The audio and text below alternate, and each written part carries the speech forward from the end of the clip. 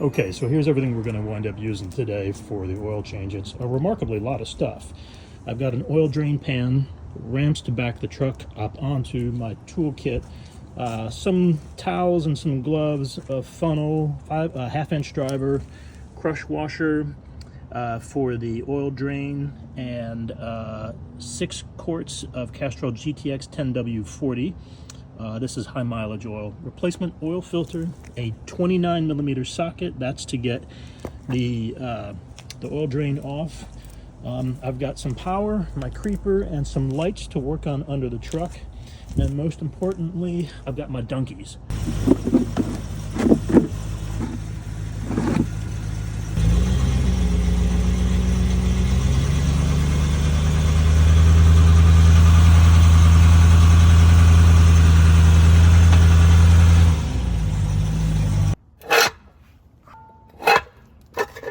Now, I've backed it up onto these because it's really hard to get underneath the car here with this ramp in the way. So this is just an easier angle. And notice that the truck is actually not all that uneven because my driveway has a little bit of a slope on it. Now, do we trust these ramps? That answer is hell no. Trust nothing. Okay, here we go. We've got our pan. We're gonna double glove up in a minute here. We've got our driver, we've got our lights. Now the drain plug is pretty far forward, so it is right there. And you can see there's some oil dripping off of that right there. I actually don't think that's engine oil. I think that's probably transfer case or something along those lines, but that's pretty gross. A little bit of oil here. We'll wipe this all down. Now, as the drain is headed this way, I'm going to go ahead and wrap this exhaust pipe up with some aluminum foil.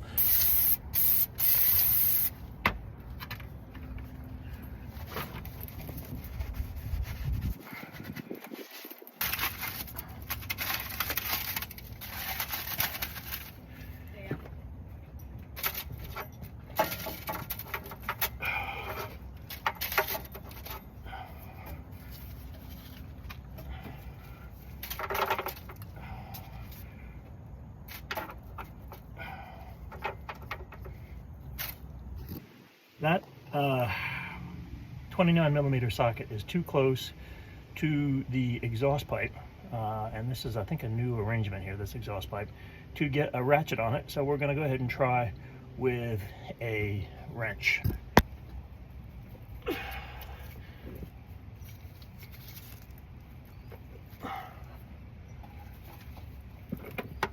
There we go.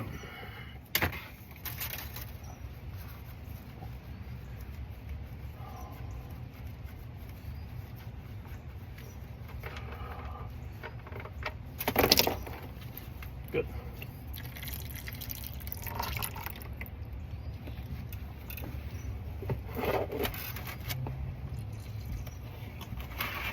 Just gonna look at it another way. Right there. Into the pan. This is the nut. I don't see any shavings or anything, and there's a crush washer on there. How we get this back on here, I'm not really sure. We won't, I mean, we'll have to use a wrench, and, you know, torquing it down will be a guess at best. So in the meantime, we're gonna go ahead and replace this crush washer. There we go. Yeah, just as, you can see it right there. What we'll do is we'll use our nips and just see if we can't nip this guy off. Yeah. Yeah.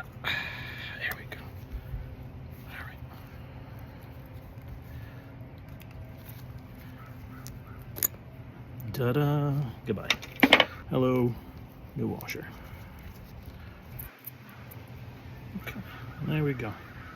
Nicely set and ready to go back in. Now, since I'm going to have to wrench this down with a wrench, how much is, whatever, 25, 35 pounds? Well, you know, you have to figure it out. There's no right or wrong way to do this. When you're in a pinch like this, it's basically your history of doing stuff and kind of getting a feel of what what that is like. Again, it does not have to be super tight. We do not have to jam this thing down on there so it'll, you know, never come out again. Right now we need some donkeys. Nothing ever goes to plan. Not with a Range Rover. Pull this off. Not necessary. Bye-bye. And we'll go ahead and screw our bolt back in.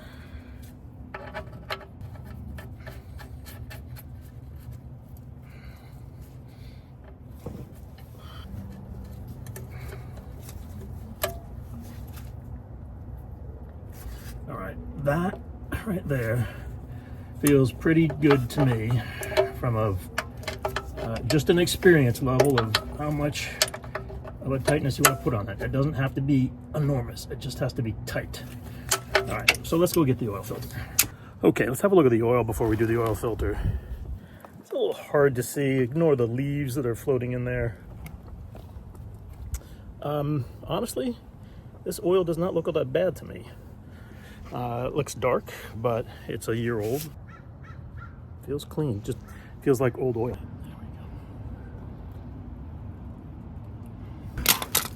With the oil filter,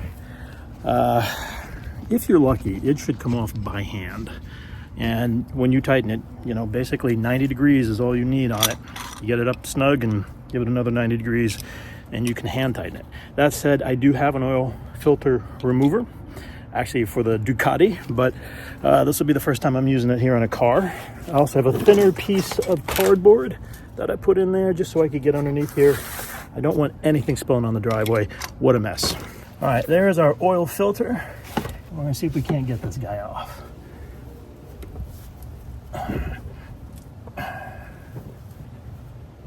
Righty tighty, lefty loosey.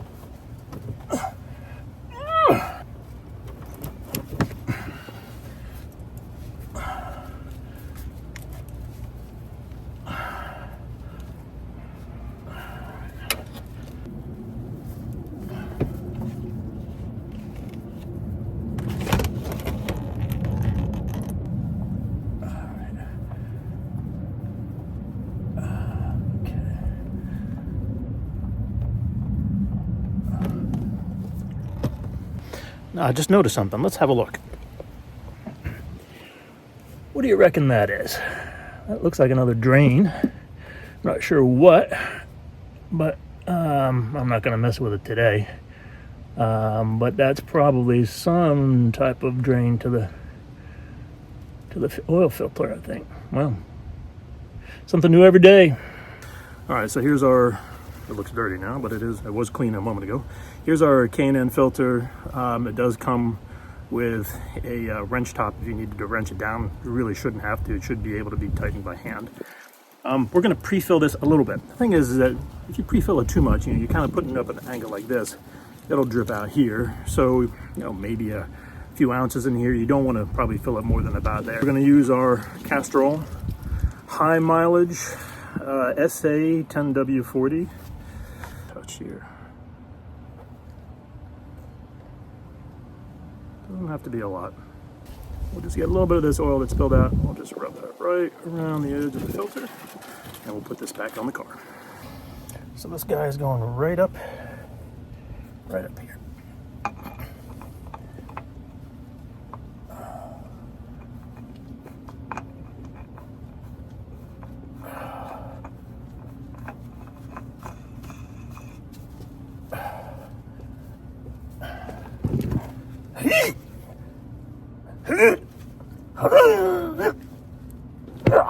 That's as tight as that needs to be.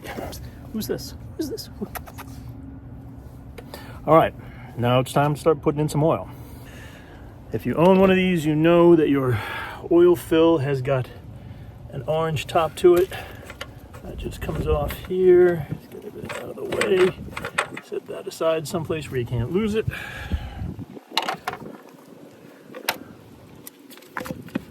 The oil capacity for this truck is 6 quarts. I've got 5 in here and then 6. I've got a 6th on the ground. I considered doing an oil additive. I may yet still. something like a Pro Lube or something like that. But for the time being, I think I'm just going to stick with high mileage motor oil. And here we go.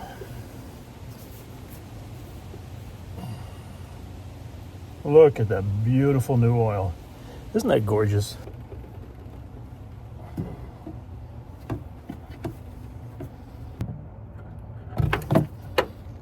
Okay. There we go. Now this is the part I hate the most, because you know that there's no oil in the system and you have to start the engine. So like the first few seconds of this is metal on metal on. Yeah. Sounds good. I don't hear any ticking. I don't hear any lifter problems.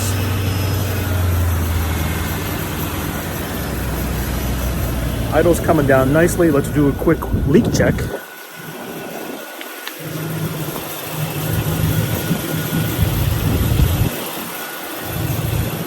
I see nothing visible leaking or squirting out. It doesn't mean something can't leak later, but it's not leaking right now. What does worry me a little bit is look at the end of that dipstick. That is down in some sludge down there. You know it. I know it. There's not much we can do about that. Okay, so we are just between the fill and the full line, which means we're probably about a half a quart low, maybe a third of a quart, we'll see. That's fine. The capacity was just a shade over 6 quarts, so we can always top that up. So I'm very happy with that. The only thing to do now is to just go around, check everything else out, make sure everything's tight, have a quick look for any leaks. And that's an oil change on a 1993 Range Rover Classic with the 4.2 liter gas engine. If you like what you see, follow, give me a like, leave a comment. Either way, I hope you got something out of this, and if you enjoy it, I hope you can put it to good use. Thanks a lot.